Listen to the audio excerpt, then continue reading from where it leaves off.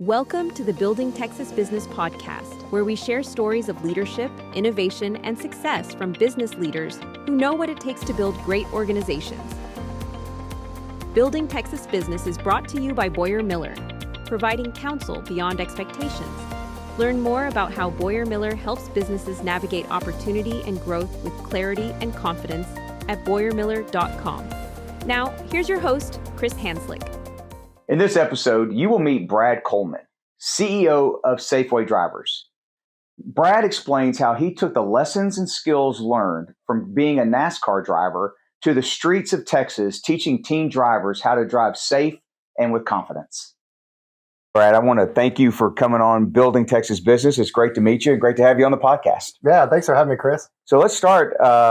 Tell the listeners just a little bit about, right now you're with Safeway Driving. So let's start with what is that and what's it known for? Yeah, well, I'm the owner, CEO of Safeway Driving. It is a driving school here in Texas. It is known for that. We've been here for 53 years. I didn't start it, obviously, but been doing it a long time, and it's a great company. When did you get involved with the company? Yeah, so I originally got involved when I was a student. Okay. I went through to get my driver's license when I was 15 years old. I mean, day I turned 15, I was in that door starting the class. And then when I became owner, happened later on in my life, I became a NASCAR driver. We'll get into that. But for sure. As part of getting out of that, I was like, what do I want to do with my life? And I love driver safety. So ended up going back to my coach and talking to him, and he wanted to sell. So that's how I became part of it in 2010. 2010. Okay, that's great. So let's not bury the lead. So before you were at Safeway, you were a NASCAR driver. How did that come about? Yeah, well, it was a dream of mine ever since I was a little kid. I loved cars, loved watching TV, and I learned at 13 years old that you could actually race go-karts, that they weren't something you just went out onto some property and went driving around. They had full-on races. It looks like little Formula One races everywhere you went. So jumped into that. Ended up moving into bigger cars when I was 16, raced the 24 Hours of Daytona in a Porsche, which if you're a race fan, you know that race. If you're not, it's a 24-hour long race at Daytona in sports cars. It's a very grueling event. Ended up getting 7th out of 64 cars there, which was a ton of fun. And eventually ended up getting into NASCAR with Joe Gibbs Racing, and did that for 5 years and just had a blast doing it. Well, and I know you said you started with Joe Gibbs, but you ended, I guess, with another team before you decided to, I guess, retire. So tell us a little bit about that team. Yeah, so when I first got into NASCAR, I had this decision to make. I was 18 years old. I was just about to graduate high school, and I got accepted to college, and I was planning on doing that. And then I get this call from Joe Gibbs, the famed Redskins football coach, NASCAR team owner, saying, "Hey, why don't you come race for us?" And I'm like, well, I could always go to college. I can't always have this opportunity. So put college to the side and went racing with Joe. Did that, raced with him for a couple of years, and then ended up in the NASCAR Cup Series with a team called Hall of Fame Racing, which was owned by Roger Staubach, Troy Aikman, and a group of investors in the professional sports world. So I got to work for a lot of my idols growing up, which is really cool. That's like a dream come true, I'm sure. So you go through that, you decide to come back and buy this opportunity to buy Safeway. What that had to be a little bit daunting, right? You had no college education, no business experience. No business experience. So what were some of the things that I guess you felt like you had to overcome and getting comfortable that this was not only something you obviously wanted to do, but that you could do? Mm-hmm. Well, it was honestly a perfect fit for me. I passionate about driving, love it, love cars, everything to do with it. I mean, you put me behind the steering wheel, I'm happy. Okay. So what originally started with the idea of acquiring Safeway was while I was still in NASCAR, Nationwide Insurance was a big sponsor at the time, and they had driver obligations. So we had to go to different events and speak at these events, and a lot of us drivers did not enjoy that very much because we'd rather just race, but it's part of the business. So every week we were in a different city all across the country for the series, and they would have us go out to a high school and speak to the teens about the dangers of distracted driving. I was fresh out of high school, so I didn't want to go talk to high school kids. I was not one of the cool kids. I didn't want to be there, but I did it. And there was this moment where one of these kids, something I could tell something sparked. Like we had him in a simulator, we gave him a phone, he crashed into the wall. He was trying to be cool in front of his friends, but something clicked, and I noticed. I was like, I think I can make a difference in these people's lives, and it went from a sponsor obligation to something I really enjoyed and looked forward to doing. And eventually, I told my dad that, who's a successful businessman here in Houston, and I said, I have this passion. Like, what do you think of that? He said, well, why don't we go talk to Coach Walker at Safeway Driving, where you went to learn, and just talk to him about it. So I went, met with Coach Walker, and it turns out he wanted to retire, and it was just a perfect transition to acquire Safeway. That's great. So then you acquire this company. At the time you acquired it, give us, I guess, size, like number of employees, locations. Yeah, so they had about 5 locations across Houston, in the Bel Air area, Woodlands, Kingwood, Klein, and Memorial area, which is where the hub is. Okay. Been for 53 years. And a big part of it was my dad with his business experience. So we came in really as a team. He's I'd call him a branding genius, marketing genius. Okay. He came in and saw this opportunity to take this driving school, which is what you imagine when you think of a driving school: dusty classrooms, folders everywhere, not really thought out very well, and modernize it, clean it up, made it a fun place to be. And then I took the driving side of it. I took the curriculum, the instructor training, what we trained our teens, and I took my knowledge from racing and everything I learned there on how to drive, and really applied it there. So we doubled up on that. Yeah. It turned out to be really good. That sounds really cool. So you become a owner of this business. What were some of the lessons you learned while driving NASCAR and being on those teams that you think kind of became things you drew upon as owning a business? So it's interesting when you think of a NASCAR driver, a race car driver owning a driving school. People go, why would I want to learn how to drive from somebody who goes really fast? But it actually works really well, because a big part of racing is, yes, going as fast as you can, but another one is avoiding crashes. Right. And also analyzing your competitors, knowing what they're going to do, being able to predict movements, and putting yourself in the best position to win the race, which actually works really well on I-10. When you're out there just trying to get to a destination. Well, there's that old saying, rubbin's racing. So, I mean, True. Very true, and it is. Out here, it's no fun on I-10, but you have to learn how to put yourself in the best situation to get to your destination. But the business side of things, racing really prepared me well with a lot of aspects. I got to be a part of huge organizations with very successful businessmen. I was in meetings with them, and then also these brands that I was a part of: Kimberly-Clark, who owns the Kleenex, Cottonelle, all those, Rudy's Barbecue. I can list all these companies that I was an ambassador for. So I would be in a lot of meetings with them. I would represent them. I would do speaking engagements, and it really helped me just prepare for this. That's great. I love that, and I can see how that would be a great training ground, and not formal education, but kind of school of hard knocks, seeing it real time. What as you moved into with your dad taking over this business, what were some of the things you felt like that I think you've touched on it, but I wanted to hear more of the detail. What were some of the innovative things you think you and your dad did to kind of separate Safeway from your competition? Yeah, I think one of the biggest things we did was just the branding in general. We wanted to make it something cool. I mean, it's hard to make driver's ed cool. Right. People aren't going to walk around in our Safeway shirts when they graduate. Like, that's fine. We understand. We know who we are. But we want it to be an enjoyable place to be while you're there. So one thing we did is, driver's ed was all in the classroom, and then you go get in the car. So the classroom part, you're sitting there, 30 other kids watching a teacher. We were the first driving school to create an online curriculum. Okay. So we did a lot of work in pioneering that. We had to pioneer that with the legislative, in the state of Texas, and show them how it's not going to hurt their education, but actually help set them up, because we think the majority of the learning happens in the car when you're actually doing the thing. Sure. The classroom prepares you for that. So when kids are tired after 6 to 8 hours at school, then they have to go sit in driver's ed. They're not really paying attention. So when they can take it at their convenience, it really sets them up better to be successful in the car. So that was something that we really pioneered. And I think, that generation, as you think about kids about the time you took over and continuing, are learning more from videos than they are just traditional instruction anyway. So you're kind of, adjusting that education and that curriculum to meet them where their educational kind of strong suits are, it seems like.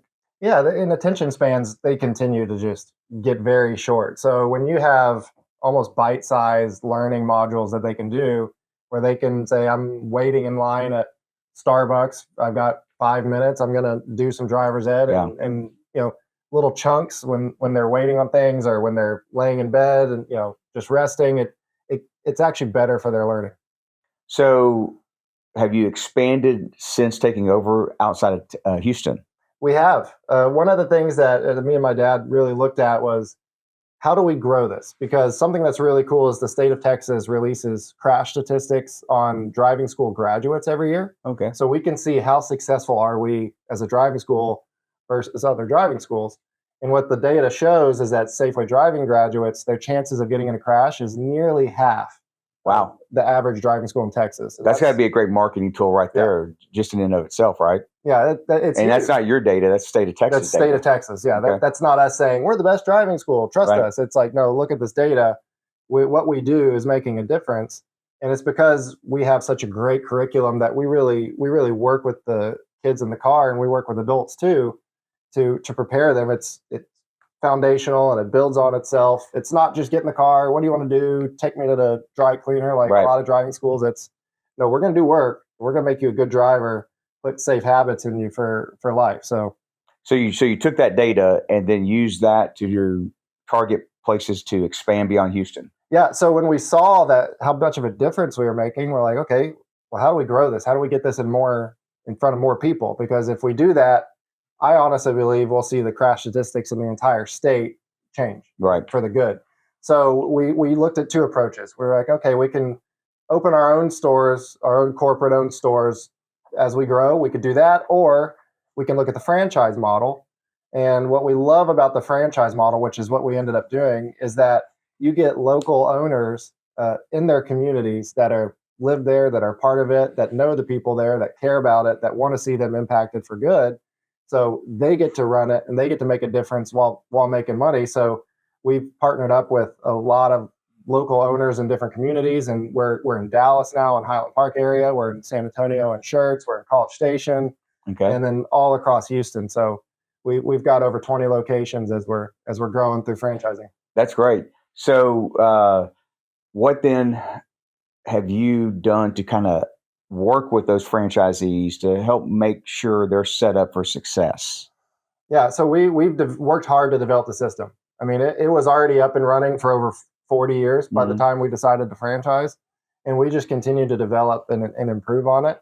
And we're really there for them support-wise. It's really important to have that initial training that sets them up for success, but then also the ongoing, any questions you have, any help you need, you can refer to our manual. You can ask us. We're always here, and just setting them up to be successful. And it's cool because they get to see the impact they're making in people's lives that they know, while making money at the same time. So it's really win-win. Good. So have those, as you've grown, have those statistics stayed consistent as far as your graduates staying, safe on the road?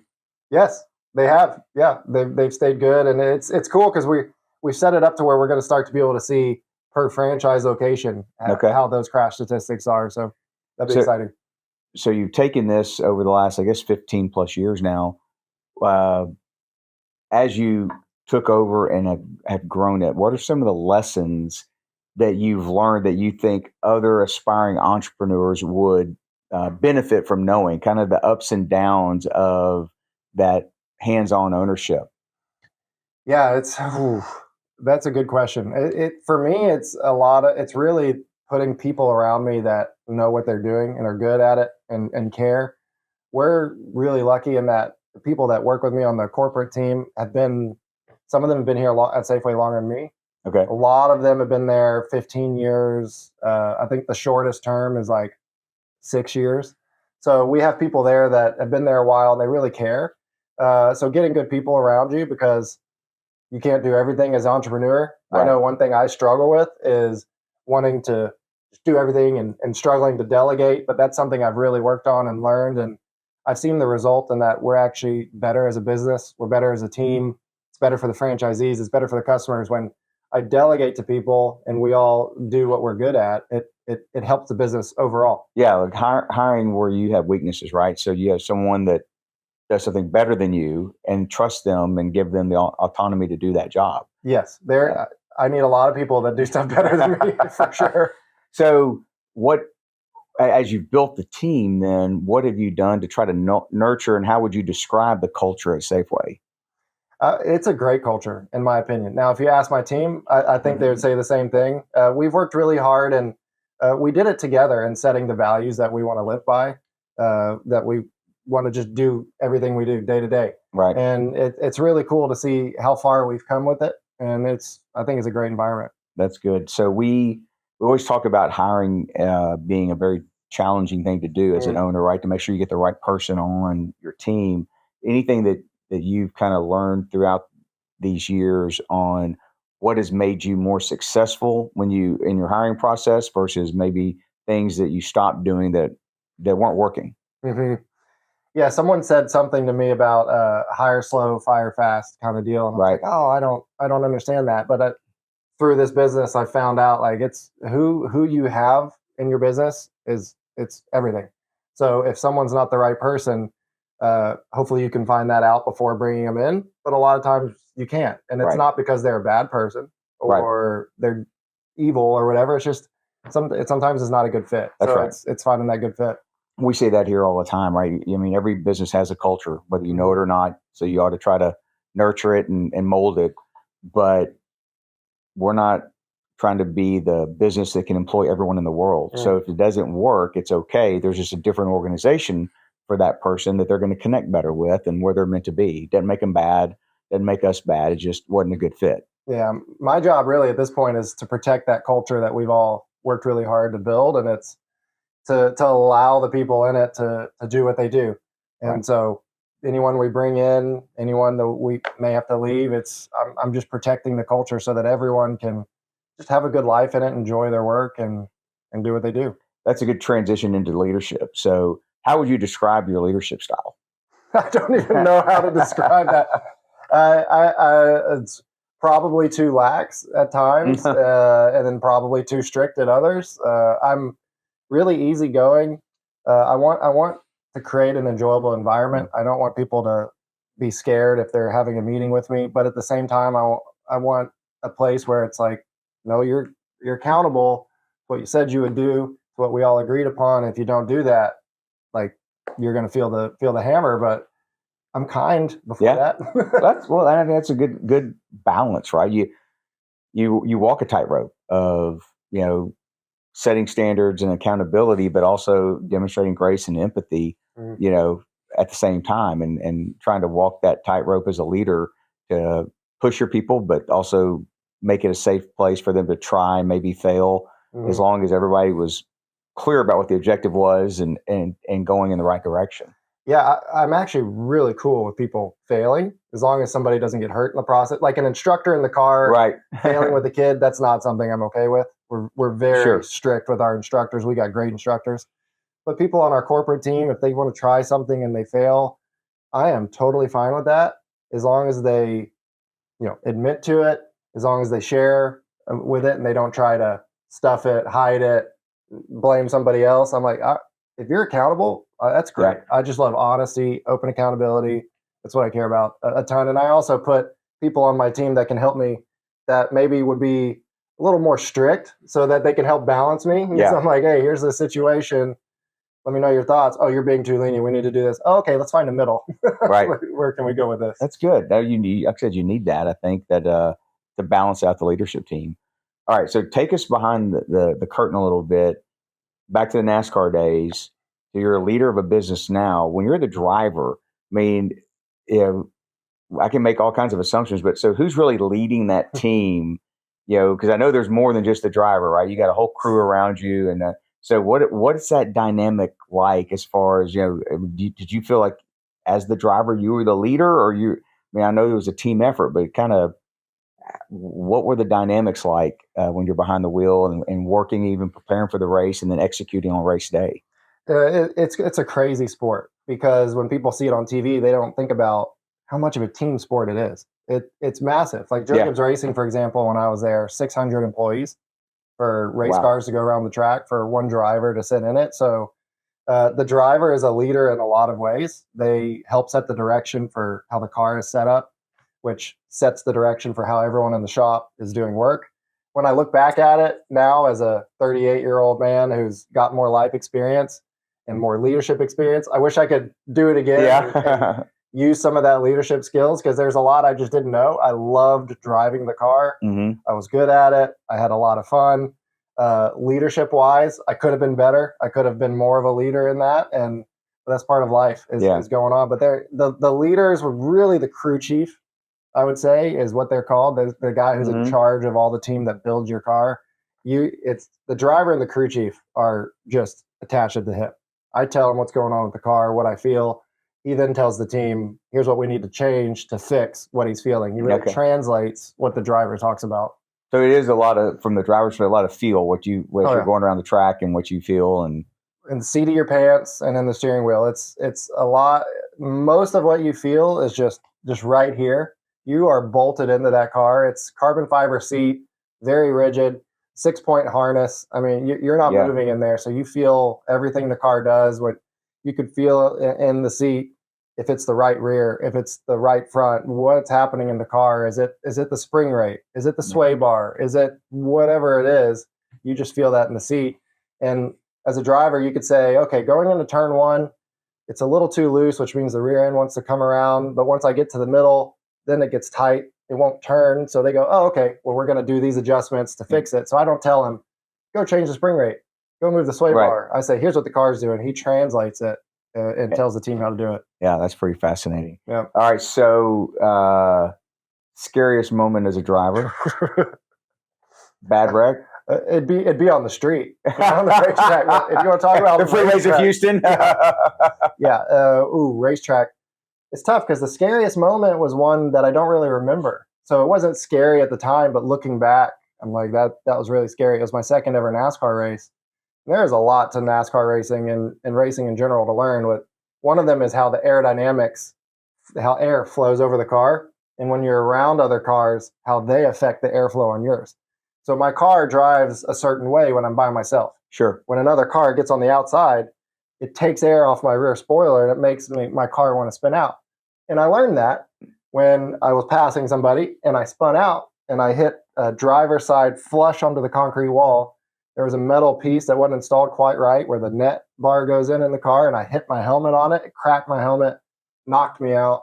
And I woke up in the hospital with a neck brace on and had no idea what happened. And it was terrifying. I ended up having to stay the night. Yeah. There was a blood spot on my brain that they're like, hey, we're going to monitor it every hour. If it doesn't get any better, we got to drill and drain. I'm like, what's going on? It knocked me out for the rest of the year. It was a really bad concussion, super nauseous after that. It was brutal. And we didn't know as much about concussions then as we do now.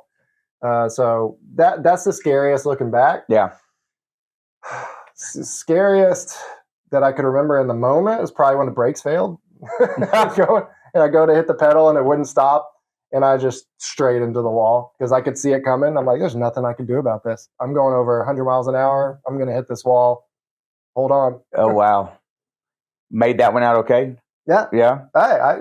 I think I'm okay. Yeah. I rung my bell a couple times. So you probably have to ask my wife or friends if I'm okay. I'm sure it's situational for her too. Right? Yeah. Overall, I'm good. Okay, so I'm going to take you back because that's great stuff. And I knew I was kind of thinking when we started with you being a NASCAR driver, if I didn't go deep into NASCAR with you, the listeners would be revolting. But a lot of NASCAR fans. Yeah, well, I don't know, but I mean, it's just cool, right? I mean, it's not every day you meet a former NASCAR driver who's now a business owner, entrepreneur. So you're unique in that, I think. So that second race accident, you wake up in hospital, you described all that. Now describe the first time you got back in the car on a track. Cool. And because I believe we learn most in overcoming adversities. And I have to think there was a ton of stuff going on for you to get back in the car to begin with and get on the track and do that. And look, and I'm sure you apply whatever those learnings were to what you do today at Safeway and in your daily life.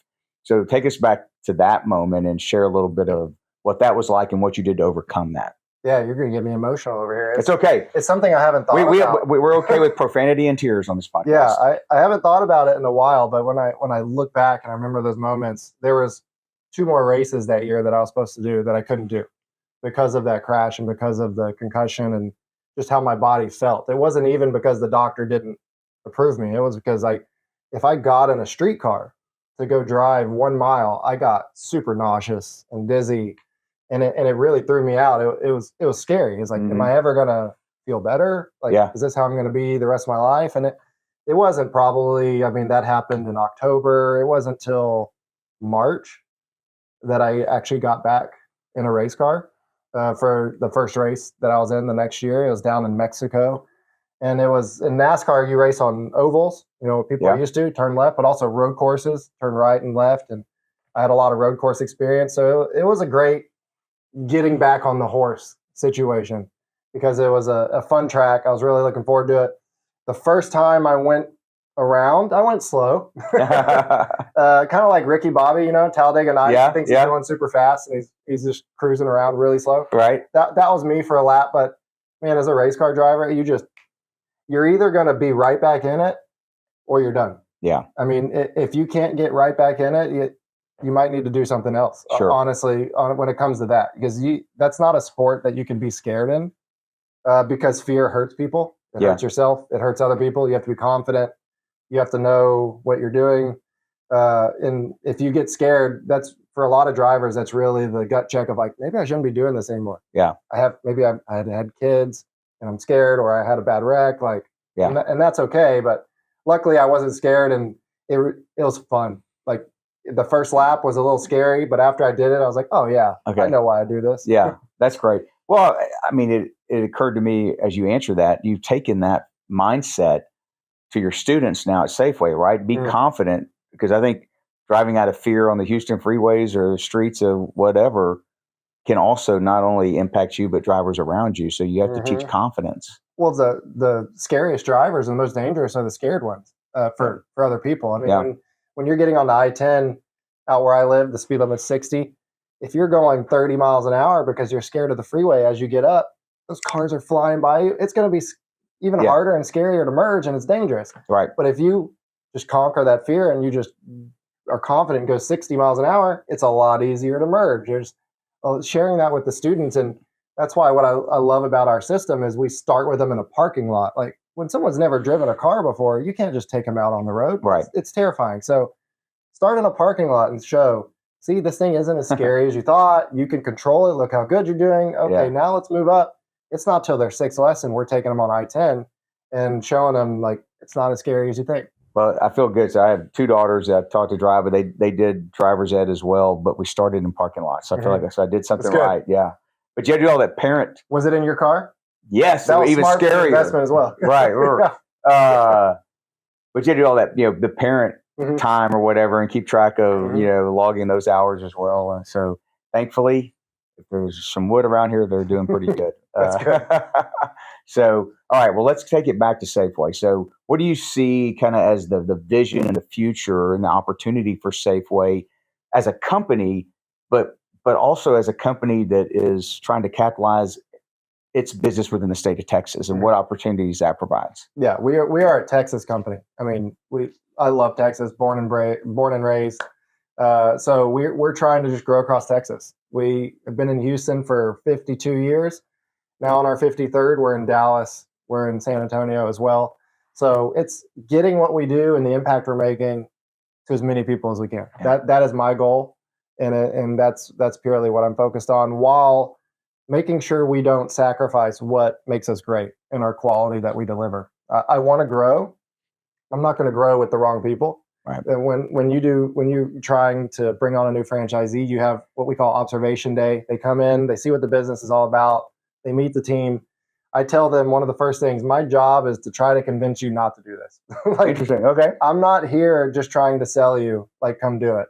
Is this a good fit for you? Is this a good fit for us? Because what we do is too important to just care about the money and just care about growing. I care very much about quality. It's probably a weakness a little bit, but it's because of how much I care about driving and our customers. Like, I will not sacrifice quality just to grow, but we're wanting to grow. That's great. Kudos to you, because I think the franchise model probably gets a lot of flack for the view that a franchisor is just happy to sell the franchisees to anybody to get the fees, et cetera, and all of that. So it sounds like you've taken that franchise model, but actually are executing it as if you're growing it as a corporate owned store model. Mm-hmm. So very picky and particular about who you let in. Mm-hmm. Yeah, and we tell people, if you're looking for mailbox money like this, it's admit you're going to be involved. You're going to be in your community.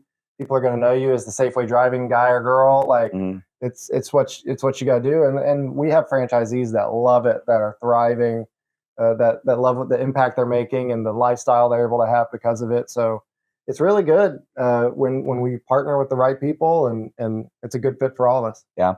All right. So how bad do you miss NASCAR racing? Depends on the day. But I miss just driving a car, being alone in the car, going as fast as you can in a controlled environment, right? Where you can I don't do that on I-10. Scares the life out of me to go fast on the street. But I miss the sensation. There's nothing like it. Yeah, that's cool. What do you do kind of in your own personal time to just recharge and relax? Well, I was about to say, in my personal time, I'm with my kids, and my wife, my 5 and 4-year-old boys. But then you said recharge and relax. Those don't go together. Don't go together at that age. Absolutely love being with my family.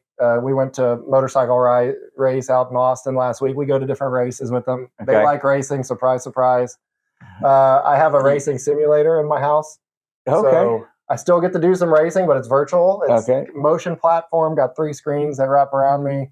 And I've got buddies all across the world and country that I'll do races with, where we team up and switch off. And darn. I have a lot of fun doing that. And I did a lot of golf when I was racing. Every race car driver pretty much golfs. Okay. Because I don't know why, but we all love it. Yeah. So I've gotten big back into that and love just getting out on the course and being out in nature. So you have a race simulator, not a golf simulator. That's right. Yeah. I chose the race simulator. Okay. Yeah. That's very good.